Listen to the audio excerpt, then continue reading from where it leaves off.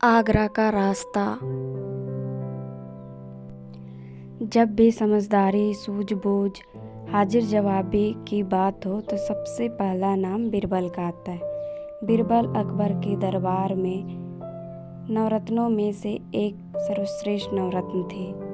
तो चलिए जानते हैं कि अकबर और बीरबल कब और कहाँ और कैसे मिले।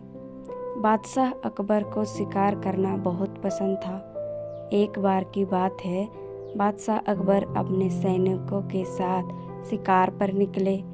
शिकार करते करते वो इतने आगे चले गए कि वो अपना दल से छूट गए। उनके साथ बस कुछ ही सैनिक रह गए थे। अब शाम होने को थी और सूरज ढलने वाला था।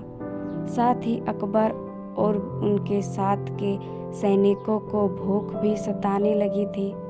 काफ़ी दूर निकल आने पर बादशाह अकबर को यह एहसास हुआ कि वो रास्ता भटक गए हैं। वहाँ आसपास कोई भी नज़र नहीं आ रहा था जिससे रास्ते के बारे में पूछा जा सकता था।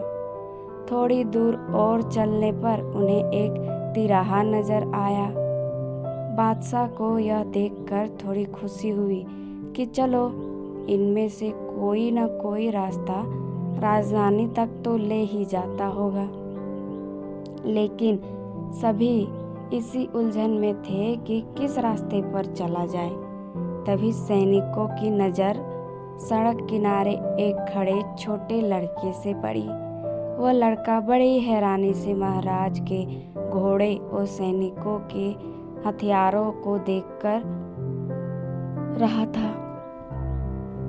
सैनिकों ने उस बालक को पकड़कर महाराज के सामने पेश किया। बादशाह अकबर ने लड़के से पूछा, ए लड़के, इनमें से कौन सा रास्ता आगरा जाता है? यह बात सुनकर वह बच्चा जोर जोर से हंसने लगा। यह देखकर राजा को बहुत गुस्सा आया, लेकिन उन्होंने शांत भाव से उससे उसकी हंसी का कारण पूछा।